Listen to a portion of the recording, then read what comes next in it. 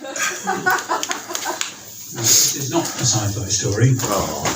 One or two of you may have heard this before. The writers group came about from something resembling a large fruit. Right, here goes. The door of the waiting room opened, and a middle-aged woman wearing a green elf costume stuck her head out. I don't think anyone else is going to show up. You ought to come through. David Pearson levered himself out of the too small chair and waddled to where the woman waited. Wellies hadn't been the best choice of footwear for this occasion, even if they were decorated with red and white LEDs that spelled out Merry on one leg and Xmas on the other. The only other participant on the course, a woman with red-dyed hair and wearing a full-length raincoat, had reached the door ahead of him. She held it for him, and he thanked her, but she didn't respond. The door led to a small conference room with a huge artificial Christmas tree crammed between the table and the wall. Tinsel and fake holly branches draped the other walls, and several model Santas and snowmen stood in the middle of the table.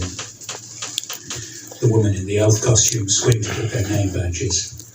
So, David Pearson and Jessica Dinsdale, welcome. My name's Claire and I'm your facilitator for this session. Nice wellies, David. Got your bow tie right up too. Better than that, David said, touching the silver propeller-like contraption around his neck. He pressed the knot and a tinny voice declared, Ho, ho, ho! Merry Christmas, everybody! Claire gave a forced-looking smile. Very good. She turned to Jessica. I have to say, though, what you're wearing isn't very Christmassy. I can find you a Santa hat or an ugly jumper. Would that be okay?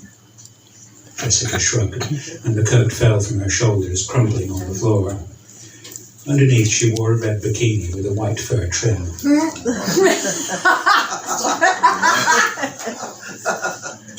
Remembering where this writing from?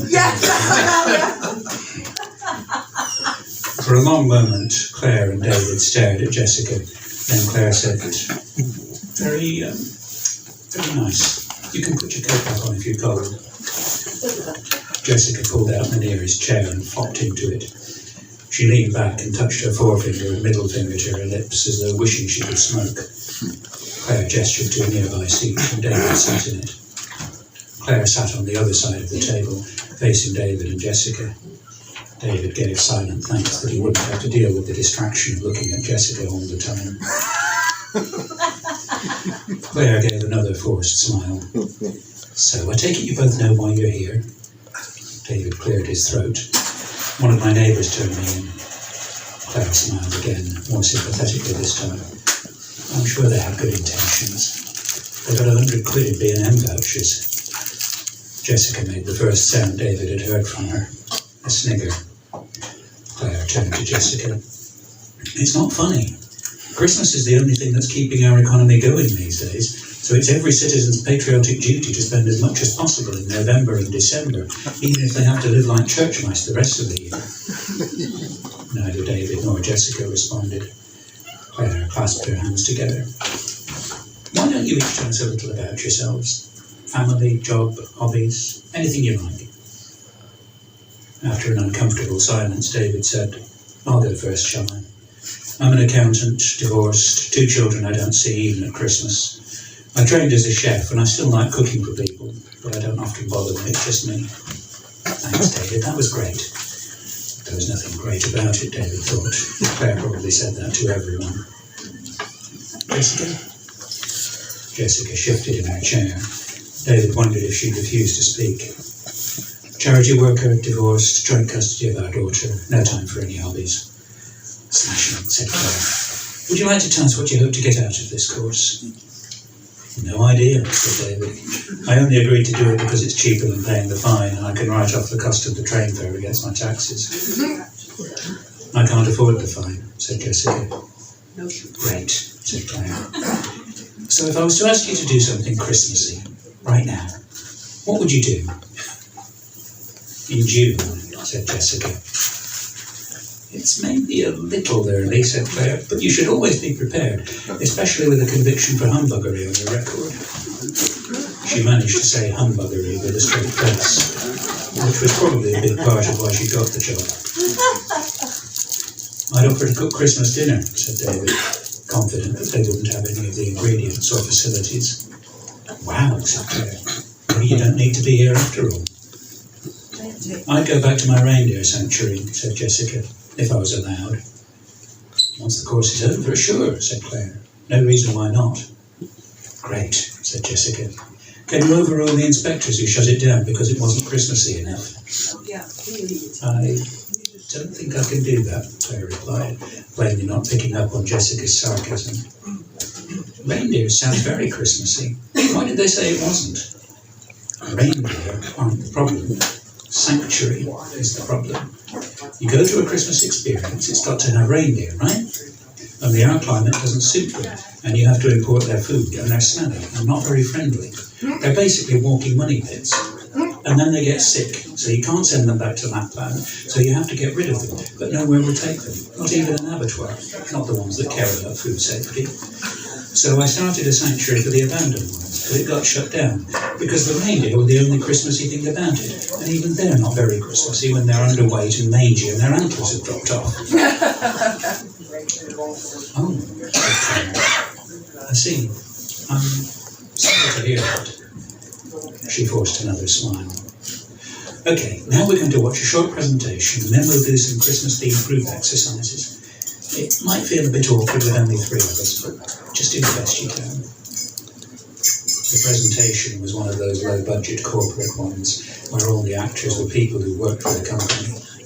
Jessica was between the screen and David, and he had to keep forcing his eyes away from her and back to the horrible mess in front of him. Once that ordeal was over, they pulled some of the crackers. Jessica knew all of the jokes in them. They ate some stale mince pies and drank some flat, low-alcohol English sparkling wine. Claire squeezed the hand of one of the model Santas, which sang an off-key version of Rocking Around the Christmas Tree. When neither David nor Jessica sang along, Claire suggested a game of Monopoly. David won in about 20 minutes through having played competitively when he was younger. He suspected Jessica was trying to lose so that the game would be over sooner. Claire gave them a quiz of the sort designed to be impossible to fail. "To prove that you've been paying attention," she said.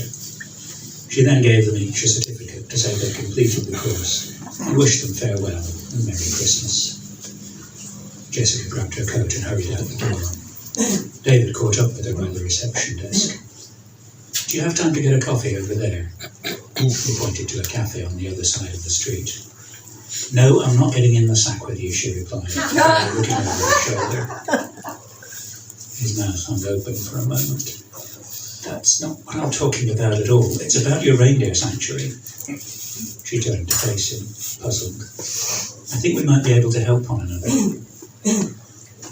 The cafe had a sign in the window saying that their signature gingerbread latte would be back on the menu next week. David and Jessica each ordered a double espresso. "So," said David as he slid into the booth with their drinks and faced Jessica, "is your sanctuary a registered charity?" "Not yet. The application was still stuck in the system when they shut me down." "That'll make what I'm proposing harder, but I should be able to get it going again for you." Jessica snickered. David blushed. "And what are you proposing, Mr. Pearson?" "Most of the time when the authorities say an operation like yours isn't Christmassy enough, what they really mean is it's not profitable." I figured that much out. That's why I applied for charitable status, so I wouldn't have to make a profit. Nowadays, charities have to demonstrate some kind of Christmassy benefit to the community. Do you have anything like that? He sipped his drink, savouring its velvety bitterness, grateful that he wouldn't have to choke down a Christmas-themed drink for at least another 4 months.